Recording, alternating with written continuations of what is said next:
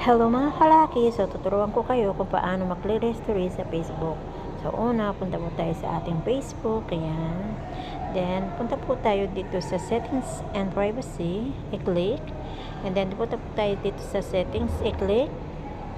And then, scroll up po. Hanapin po natin yung Activity Lab. Click po ang Activity Lab.